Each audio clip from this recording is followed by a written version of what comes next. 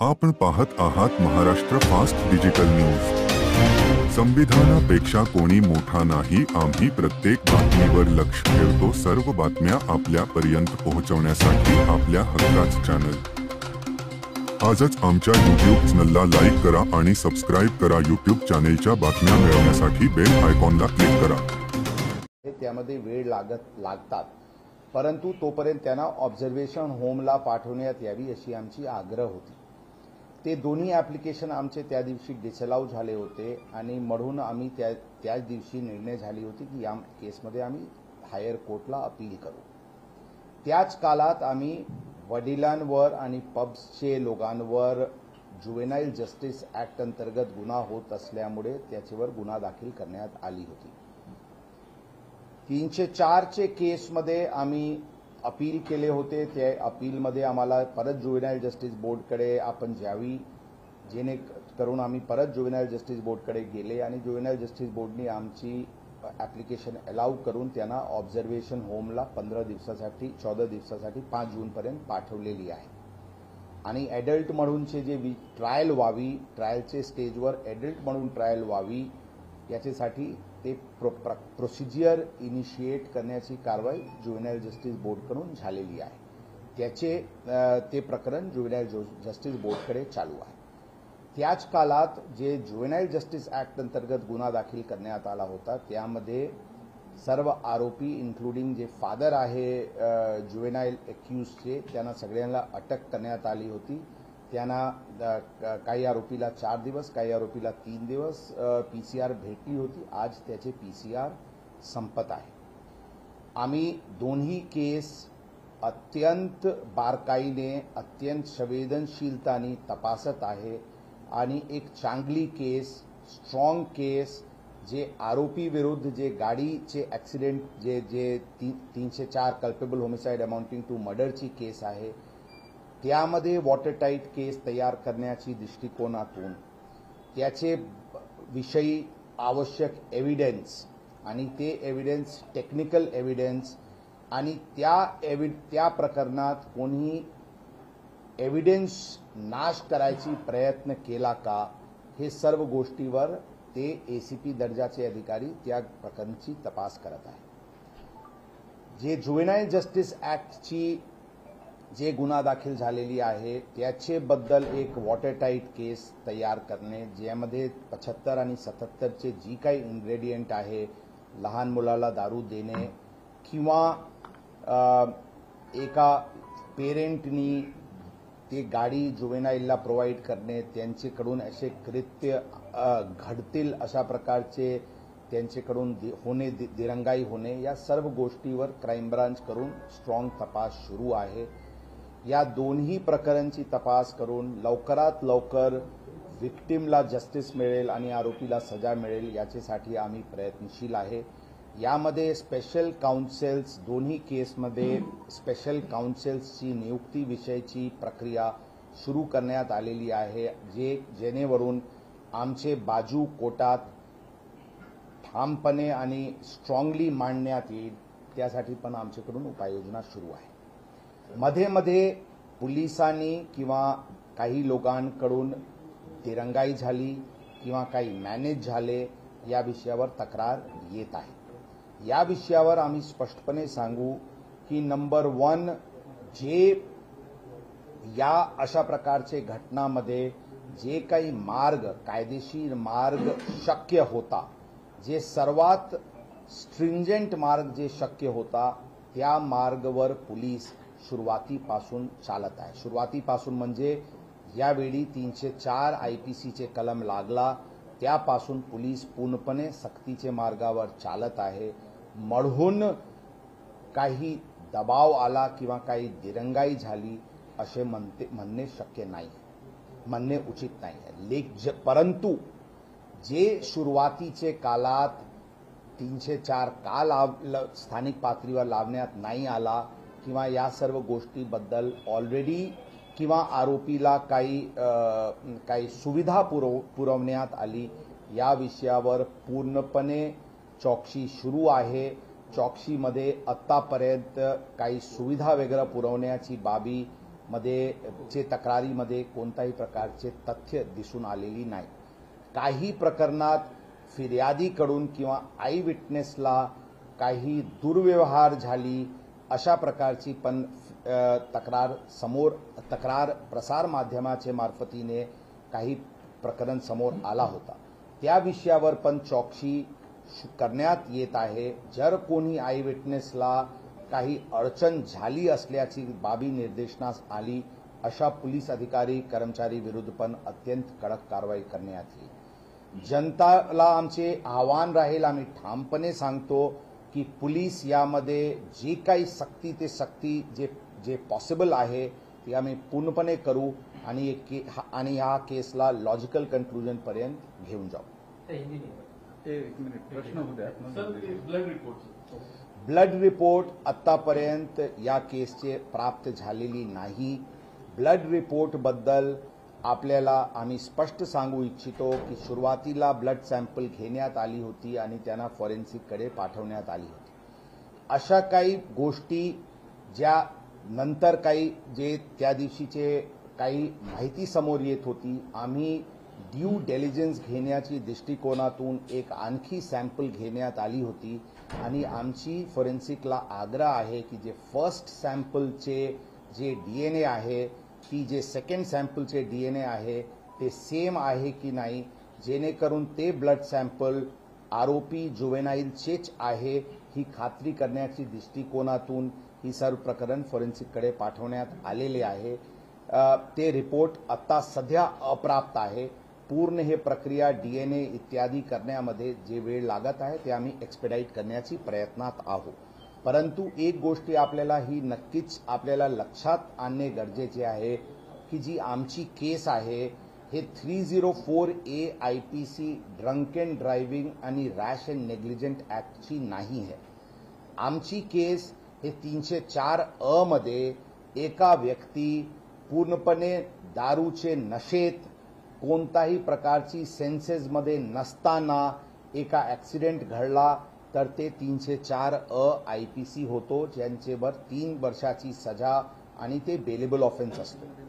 यामध्ये आम्ही याचे उलट आम्ही 304 IPC लावलेले आहे ज्याचे इन्ग्रेडियंट आहे culpable homicide not amounting to murder, म्हणजे त्यांना नॉलेज होता की त्याची जी कंडक्ट आहे ती कंडक्टचे अनुषंगाने it is likely to cause death, म्हणजे त्यांची जी कंडक्ट होती जुवेनाईल असणे, एक मोठा साईजचे महाग गाडी ऑटोमॅटिक सारखे गाडीचे ड्रायव्हिंग व्हीलवर बसणे, एका पबमध्ये जाऊन दारू पिणे, नंतर दुसऱ्या पबला जाऊन परत दारू पिणे आणि नंतर एक नॅरो स्ट्रीटवर ज्यावेळी तिथे भरपूर क्राऊड असते, भरपूर रहदारी असते, तिथे भरधाव वेगाने वाहन चालवणे ही त्यांना पूर्ण नॉलेज होती की त्यांचे या कृत्यामुळे ते अशा प्रकारचे जीवितास हानी होऊ शकतो. आणि त्याचबरोबर ते मद्य पीत होता किंवा पबमध्ये पार्टी करत होता, त्याचे पूर्ण सीसीटीव्ही फुटेजेस आमच्याकडे आहे. सांगण्याची अर्थ हे आहे की ब्लड रिपोर्ट जे काही आल्या ही केस आमची ब्लड रिपोर्टचे पिलरवर अवलंबून नाही आहे. हे केसची दिशाच डिफरंट आहे, ही सगळ्यांना स्पष्ट करणे गरजेचे आहे.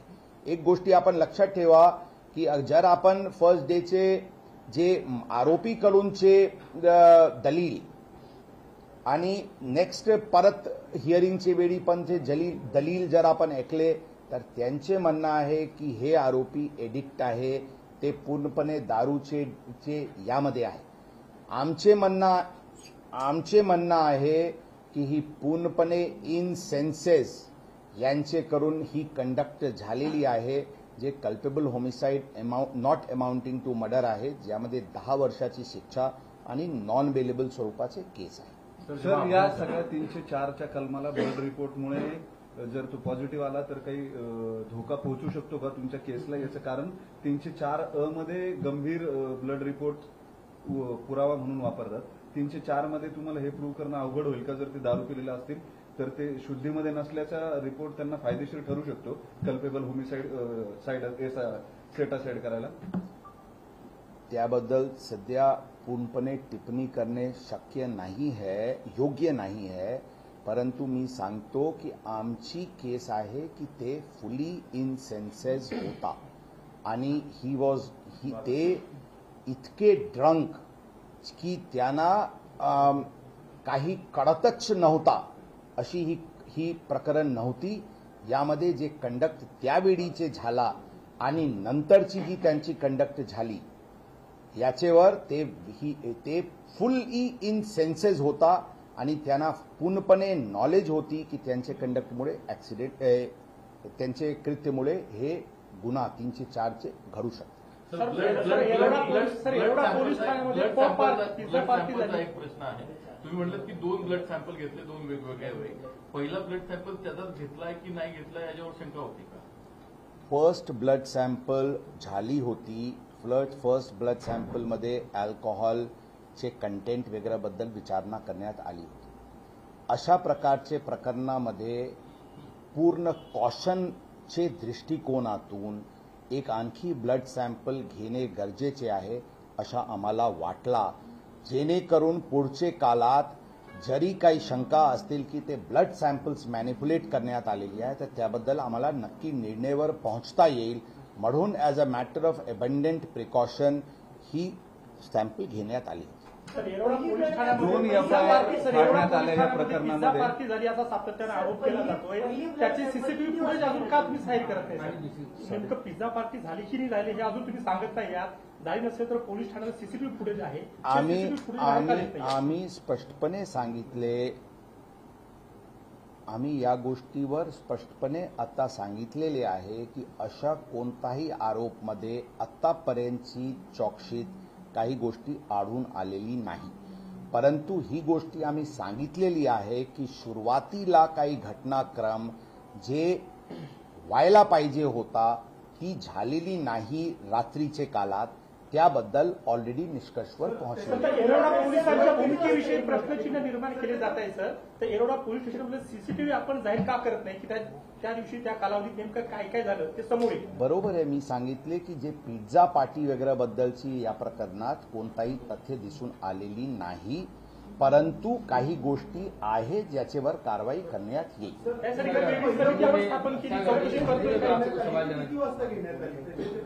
आणि दुसरी सॅम्पल पण ते किती वाजता घेण्यात आले? पहिले किती वाजता घेण्यात आले? 2 ब्लड सॅम्पल्समध्ये किती वेळेचं अंतर आहे? फर्स्ट ब्लड सॅम्पलसाठी अंदाजन 9चे सुमारास त्यांना ससून हॉस्पिटल गुन्हा करीब 8 वाजून काही मिनिटांनी दाखल झाला होता. त्याचे नंतर त्यांना ससून हॉस्पिटलला पाठवण्यात आली होती. 11चे सुमारास त्यांची फर्स्ट ब्लड सॅम्पल झाली होती ससून हॉस्पिटलला. सेकंड ब्लड सॅम्पल दुसरा एक हॉस्पिटलला घेण्यात आली होती, ती संध्याकाळीचे काळात घेण्यात आली होती. त्यामध्ये बेसिकली डीएनए सॅम्पलिंगचे विषयासाठी घेण्यात आली होती. संध्याकाळी किती वाजता सर? एक टाइम अंदाज 7 ते 8 वाजेच्या सुमारास. औंध हॉस्पिटल गाडीमध्ये त्याला पिझ्झा खायला देण्यात आला अशी माहिती आहे. तर या बाबतीमध्ये चौकशी होणार आहे. आम्ही पूर्ण एक जे घरातून जे व्यक्ती बाहेर पडला त्यापासूनचे ऍक्सिडेंट पर्यंत तपासाची दृष्टिकोनासाठी आणि त्याचे नंतर काही काळात जे त्यांना त्यांचे पोलीस स्टेशनचे कडे घेऊन जाताना ती कंडक्ट ते पण गुन्ह्यासाठी आणि नंतरची जी आरोप झाली होती तपास यंत्रणेवर त्याच्यासाठी एक सीसीटीव्ही आणि एक ठिकाणाचे रजिस्टर किंवा जे काही डॉक्युमेंट्स आहे ते जप्त करण्यात येत आलेले आहे. फॉर एक्झाम्पल, ते ज्यावेळी घरातून बाहेर पडला त्यावेळी त्यांचे घराते सिक्युरिटी गार्डचे रजिस्टरमध्ये नमूद आहे की ही गाडी ते मुला घेऊन बाहेर पडलेले आहे. अशा प्रकारचे एक घटनाक्रम चे तपास पोलीस यंत्रणा करत आहे, जेणेकरून एव्हिडन्स स्ट्रॉंग राहील की ही गाडी हीच मुला चालवत होता. कारण ही गोष्टी खरी आहे की ते त्या काळात यामध्ये ड्रायव्हर बदलण्याची प्रयत्न झाली होती. ही बाबी आमची चौकशीमध्ये समोर आलेली आहे. म्हणून ज्यांनी अशा प्रकारचे एव्हिडन्समध्ये हस्तक्षेप करण्याची कारवाई केली त्याचेवर 201 अंतर्गत पुरावा नष्ट करण्याच्या दृष्टिकोनातून पण कारवाई करण्यात येईल. कारण मी रिपीट करतो, त्या काळात ज्यावेळी घटना घडली काही घटनाक्रम दिसून येत आहे की ड्रायव्हर बदलण्याची म्हणजे आरोपी जुवेनाईल हे गाडी चालवत नव्हता आणि दुसरा कोणी गाडी चालवत होता, अशा प्रकारची काही गोष्टी करण्याची प्रयत्न झाली होती, ज्यावर जे पोलिसांनी निष्फळ होऊ दिला नव्हता. परंतु ती जी अटेम्प्ट पण झाली होती, ती अटेम्प्ट टू डिस्ट्रॉय एव्हिडन्स चे कलम पण चे दृष्टिकोनातून पण आम्ही तपास करत आहोत आणि त्या अनुषंगाने आवश्यक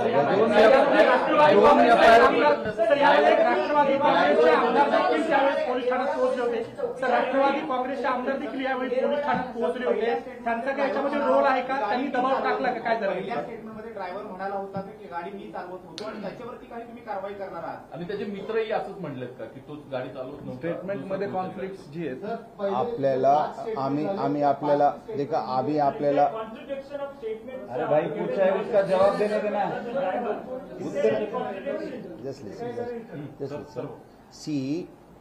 आम्ही सांगितले की यामध्ये आता सगळी गोष्टी आता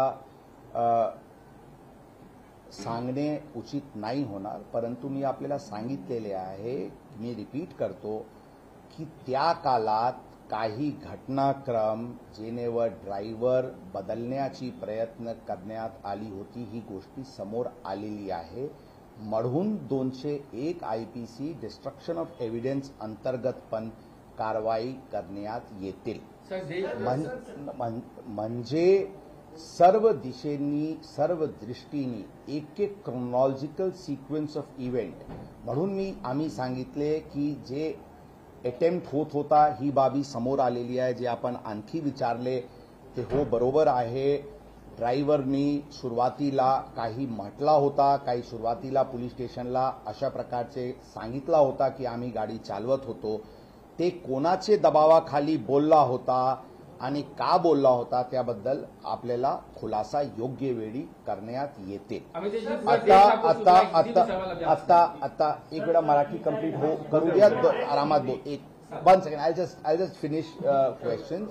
ही वारंवार ही प्रश्न उपस्थित होत आहे की माननीय आमदार महोदय जे पब्लिक रिप्रेझेंटेटिव्ह आहे ते पोलीस स्टेशनला आले होते का? ते पोलीस स्टेशनला आले होते. It is a matter of record, it is a matter of fact. यामध्ये कोणताही दोन मत नाही आहे. आता मी वारंवार सांगते की पोलिसांनी जी प्रकरण आले असतील नसतील, पोलिसांकडून जी कारवाई झाली ती कारवाई नियमानुसार आणि कायदेशीररित्याने होती. म्हणून त्यांचे वरून काही दिशा तपासाचे बदलला ही सांगणे संयुक्तिक नाही होणार. तर 2 FIR फाडल्या आहेत, असं 2 FIR फाडल्याचा आरोप दंगेकरांनी केलाय.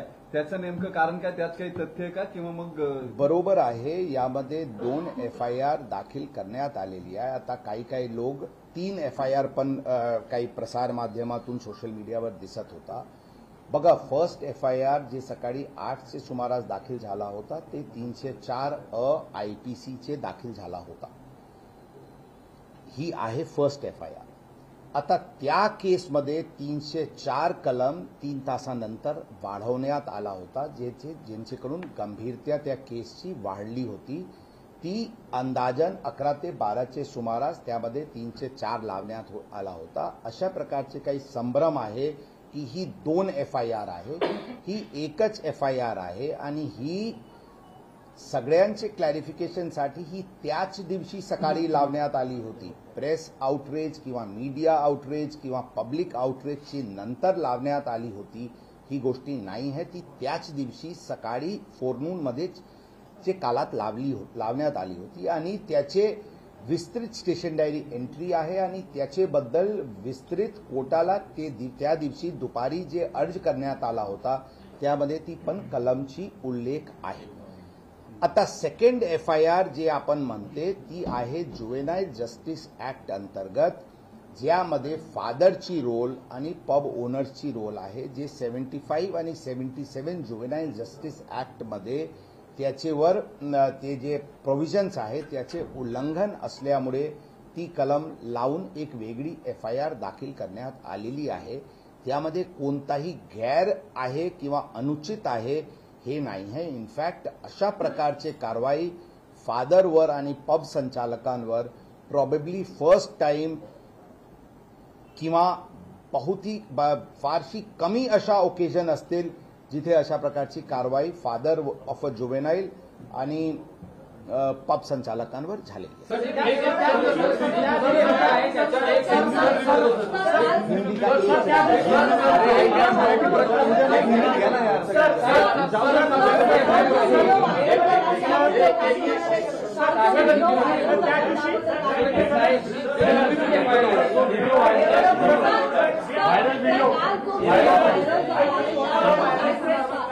त्या जे सॉरी सर त्या दिवशी त्या किती जणांचा ग्रुप होता, खूप जण त्या पार्टीत गेले होते आणि किती जणांच्या सर ती जी इन्क्वायरी जी ऑर्डर केलेली होती येरवडा पोलिसांची त्याचं स्टेटस काय आहे, त्याचं काय झालं? त्या कर्मचारी अधिकारी दोषी सापडलेत का? ती कर्मचारी पूर्ण झाले म्हणजे ती चौकशी पूर्ण झाली का? रिपोर्ट तुमच्याकडे आलाय का? सर दुसरी जी FIR आहे त्याच्यात जे ब्लॅक जे क्लब आहे त्याचे ओनर्स ते संजय चोगडिया आणि ते अतुल चोगडिया आहे का, आणि त्यांना आरोपी का करण्यात नाही आलं, फक्त मॅनेजर आणि दुसऱ्यांना आरोपी का करण्यात आलं त्याचं एक आणखी काही बस first let me complete Marathi होण्याचं ओके. जे आपण व्हिडिओ व्हायरल बद्दलची गोष्टी सांगितलेल्या त्यामध्ये आम्ही एक्सप्लोर करत आहे की कोणते कलमांतर्गत गुन्हा दाखल करायचे, त्याबद्दल गुन्हा दाखल करण्याची प्रक्रिया सुरू करण्यात आलेली आहे. ते त्यामध्ये आवश्यक कारवाई करण्यात येते. प्राथमिक तपास मग त्या प्रकरणाचे प्राथमिक चौकशीमध्ये कोण व्यक्ती ही व्हिडिओ तयार केलेली आहे त्या निष्कर्षावर भौतिक पोहोचण्यात आलेली आहे. ही व्हिडिओ त्या आरोपी मुलांनी केले नव्हते अशा प्रकारचे प्राथमिकरित्याने दिसते, परंतु त्या गोष्टीवर जे अशा प्रकारचे संभ्रम पसरवण्याची जी प्रकार डिस्कंटेंट पसरवण्याची जे प्रकार करण्यात आलेली आहे त्या अनुषंगाने कारवाई करण्यात येते. ते पहिले 4 प्रश्न उद्यात येरवड्याचं बाकी येरवड्याचा प्रश्न बाकी अजून चौकशीचं काय झालंय?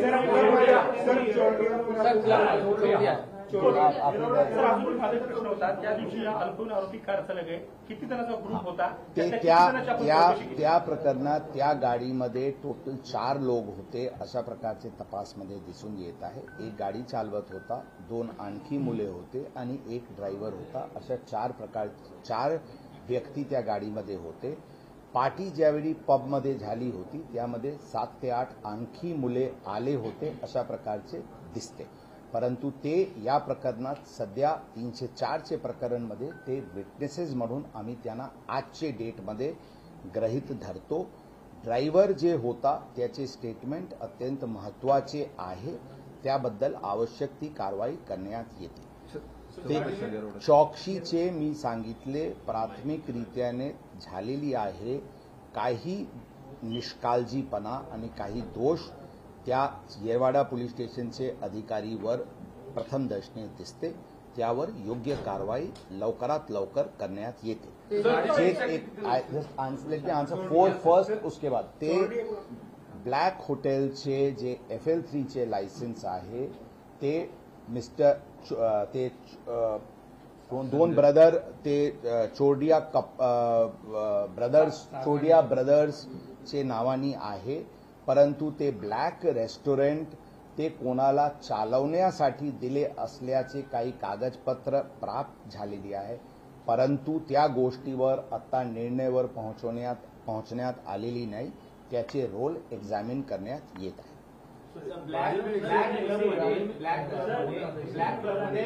हिंदी चलेगा? तुम्ही म्हणलात की त्याला आपण अडल्ट घोषित करावं असं मागणी करणार, पण कायदा असं सांगतो की 3 महिने तुम्हाला करताच येणार नाही ते, आणि त्यासाठी खूप मोठी प्रोसेस आहे. एक तिथं तुम्हाला धक्का बसलाय का? सेकंड तुम्ही म्हणलात की त्याला रिमांड होम रिहॅबिलिटेशन सेंटरमध्ये पाठवायचं, पण आपली प्रेयर अशी होती की त्याला बाहेर धोका आहे म्हणून तिथे ठेवा, शिक्षा म्हणून नाही. नाही, ऐसा नाही है, तशा नाही आहे गोष्ट. आपण जर फर्स्ट डेचे प्रेयर पण रेकॉर्डवर आहे जे आपण आमचे बघितले, तर आमची प्रेयर हे आहे की जे तरतूद आहे to try as an adult, ते बघत ती to try as an adult आहे, not to remand him as an adult अशी प्रोव्हिजन कायद्यात नाही आहे. ट्रायल ॲज एन एडल्ट म्हणजे 60 दिवस किंवा 90 दिवसचे आतमध्ये चार्जशीट दाखल करावा लागते. या केसमध्ये 90 दिवसची टाईम आहे. आता आम्ही लवकरात लवकर त्यामध्ये चार्जशीट दाखल करू. ट्रायल एडल्ट कोर्टमध्ये होईल, म्हणजे नॉर्मल कोर्टमध्ये होईल की जुवेनाईल जस्टिस बोर्डकडे होईल, ती गोष्टी एडल्ट म्हणून ट्रायल झाला की नाही झाला त्यावर अवलंबून राहील. परंतु त्याचे जे शिक्षाचे प्रमाण आहे ते केसचे वर लागते, ते ट्रायल ॲज एन एडल्ट किंवा दुसऱ्या गोष्टीवर लागत नाही. दुसरी गोष्ट जे आपण म्हणते ऑब्झर्वेशन होमला पाठवायची, आमची धारणा, आमची विनंती होती कोर्टाला की 304 IPC एक नॉन बेलेबल ऑफेन्स आहे, एक हीनस क्राईम आहे. ते पूर्ण जे कंडक्ट आरोपीचे होता त्याच्या अनुषंगाने त्यांना बाहेर राहणे उचित नाही, त्यांना ऑब्झर्वेशन होमला ठेवावी, त्यांचे लिबर्टी रिस्ट्रेन करणे गरजेचे आहे. ही आमची मागणी होती. रिव्हिजनचे वेळी बरीचशी डिस्कशन्स, आर्ग्युमेंट्स दोन्ही बाजूनी झाली, त्यामध्ये काही गोष्टी समोर आले असतील, परंतु याचे ऑर्डरची विस्तृत आता लेखी ऑर्डर प्राप्त झालेली नाही. ऑर्डर आल्यानंतर त्याबद्दल योग्य कारवाई करण्यात येईल.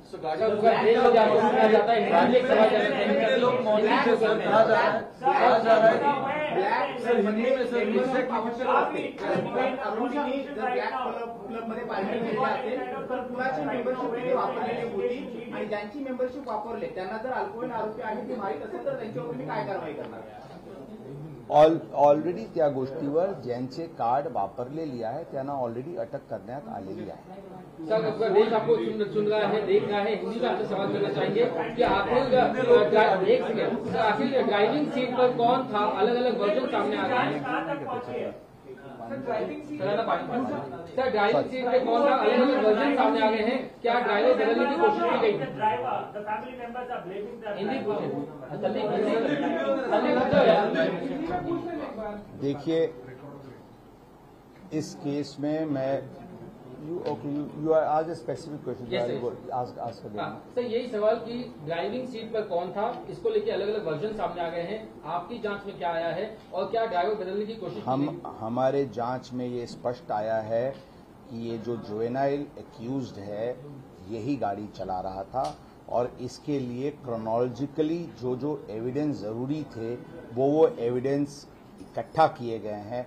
उदाहरण के तौर पे जब वो घर से निकला था उसके घर के सिक्योरिटी गार्ड के पास की जो रजिस्टर है उसमें पहली एंट्री है कि ये लड़का, ये आरोपी ये गाड़ी लेके निकला है. इस प्रकार के सीसीटीवी फुटेजेस और अलग अलग एविडेंस, टेक्निकल एविडेंस के तौर पे ये हमारी निश्चित हुई है कि ये गाड़ी ये जुवेनाइल एक्यूज चला रहा था. इसके साथ साथ आई विटनेसेस की स्टेटमेंट भी हमारे पास है जो टेक्निकल एविडेंस को कोरोबरेट करती है. इसमें हमने बताया कि इस प्रकार की कुछ अटेम्प्ट घटना होने के कुछ घंटों में करने का प्रयत्न किया गया था कि इसमें ड्राइवर, ये एडल्ट ड्राइवर ये गाड़ी चला रहा था और ये आरोपी ये गाड़ी नहीं चला रहा था. इस तरह की बात सामने आ रही है.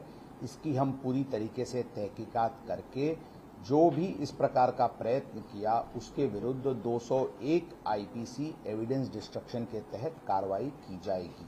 सर, जो आपने इंटरनल इंक्वायरी के लिए जो एक टीम बनाई है वो क्या जांच करेगी, किन आरोपों की जांच? इंटरनल इंक्वायरी में कुछ लैप्सेस लोकल पुलिस स्टेशन के अधिकारी के बारे में आई है उनके विरुद्ध जल्दी से जल्दी सख्त कार्रवाई की जाएगी। सर, आपने गाड़ी में बताया वही ब्लड सैंपल्स सर आपने अलग अलग कलेक्ट किए हैं। सर, क्या ब्लड सैंपल्स शुरू में एक ब्लड सैंपल ससून हॉस्पिटल में नियम के अनुसार हुआ था, जिसको जो कि सुबह आरोपी को 9 के आसपास ससून हॉस्पिटल में गुना दाखिल होने के बाद भेजा गया था।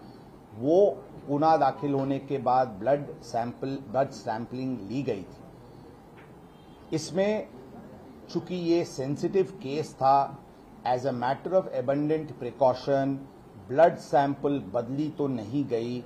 इसको एश्योर करने के लिए, इसको श्योरिटी के साथ वो करने के लिए शाम को इस आरोपी का एक और ब्लड सैंपल लिया गया था और दोनों सैंपल्स फोरेंसिक डिपार्टमेंट को भेजे गए हैं, ताकि वो फर्स्ट सैंपल और सेकंड सैंपल एक ही डीएनए का, एक ही व्यक्ति का है, इसको निश्चित करने के लिए ये कार्रवाई की गई। सर, क्या ये ब्लड सैंपल रिपोर्ट से या डीएनए की रिपोर्ट से ड्रग्स कंज्यूम किया था किन्हीं पार्टी में, ये भी सामने आ सकता है? जरूर, जो भी ब्लड की सैंपल जो रिपोर्ट के लिए भेजी गई है, उसमें अल्कोहल, ड्रग्स या और भी कोई बैंड सब्सटेंसेस का यूज हुआ है या नहीं, ये सभी बात सामने आ सकती है। 5.5 घंटे का डिले हुआ था ब्लड सैंपल कलेक्ट करने में।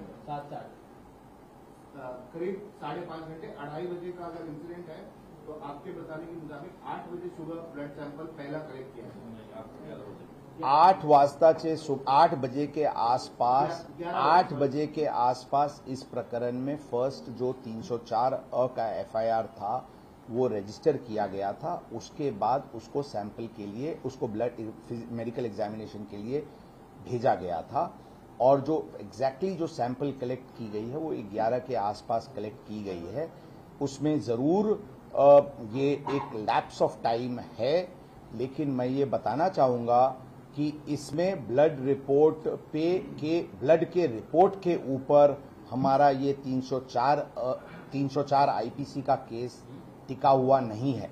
इंस्पाइट और despite the blood test report हमारी केस 304 आईपीसी की है, जिसमें हम नॉलेज की बात कर रहे हैं कि आरोपी की जो कंडक्ट थी और जो सीक्वेंस ऑफ इवेंट्स था, उससे आरोपी ये फुल नॉलेज में था कि उससे किसी की जान जा सकती है, इसलिए ये 304 आईपीसी की केस दाखिल बात करने का आपने कहा था कि जिस प्रकार से सुनील टिंगरे आए थे वो एक पब्लिक रिप्रेजेंटेटिव है and he can come at any police station, but in the presentation to Republic TV he mentions that कि वो विशाल अग्रवाल के कहने पर वहां पहुंचे थे, विशाल अग्रवाल के वो नौकर हैं। तो क्या इस प्रकार का कन्फेशन आने के बाद पुलिस अब क्या टेम्परिंग ऑफ इवेंट्स या किसी प्रकार का राजनीतिक प्रभाव उन्होंने डाला, इस दिशा में आप जांच करेंगे क्या? Will you investigate in this way? देखिए, हम विशाल Agarwal and hence he went into the police station. I am not aware of any what he said or what transpired on a particular news channel. I have not seen it. I will not be able to comment on it. But I can only tell you that all angles are being investigated, and I did say earlier a while back that yes, there was some attempt by the father of the accused to change the driver. That has come to light, and we are exploring application of section 201 IPC in the said case. As far as any public representative is concerned, I still say that the police station is a public premise.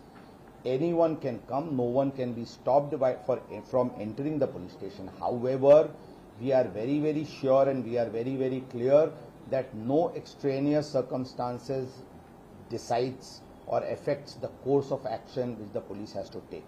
I am very, very sure, and with full confidence I am saying that the action, the path which the police has taken was the legally most correct path which we have taken. So there is no question of any extraneous circumstance affecting the course, the path which the police took. Sir, एक और चीज को लेकर के अलग अलग version आ गया है, उस पर चाहिए कि थोड़ी सी हमें जानकारी मिले। गाड़ी की चाबी और एक क्रेडिट कार्ड क्या ग्रैंडफादर ने दिया था? क्या फादर को इस बात का पता था कि क्लब से निकलने के टाइम आरोपी? देखिए, अभी हम सिर्फ इतना बताना चाहेंगे कि इस पे डिटेल बता चुके हैं। अभी कुछ पूरी माइनर डिटेल्स इन्वेस्टिगेशन की प्रसार माध्यम के माध्यम से डिस्क्लोज करना उचित नहीं रहेगा। हम सिर्फ आपको शॉर्ट में इतना ही बताना चाहेंगे कि एविडेंस इन्वेस्टिगेशन पूरी कॉम्प्रिहेंसिव तरीके से शुरू है और हर एंगल को इन्वेस्टिगेट किया जा रहा है। I stand by the fact that हम इसमें एक वाटर टाइट केस करेंगे। स्पेशल काउंसिल्स और पूरी लीगल रिसोर्सेज जो हमारे पास उपलब्ध है उन सभी को यूज करके टेक्निकल एविडेंस को कलेक्ट करके हम इसमें एक्यूज्ड को कन्विक्ट कराएंगे। सर, क्या हमारी जांच में ये बात सामने आई है कि ड्राइवर ने आरोपी जुवेनाइल के पिता को फोन कर बोला था कि आरोपी जुवेनाइल जिद कर रहा है गाड़ी चलाने के लिए, और फिर पिता ने ये कहा कि हाँ आप चाबी उसे दे दो? मैं बताया, इसमें काफी सारे डिटेल्स हमने ऑलरेडी बताए हैं।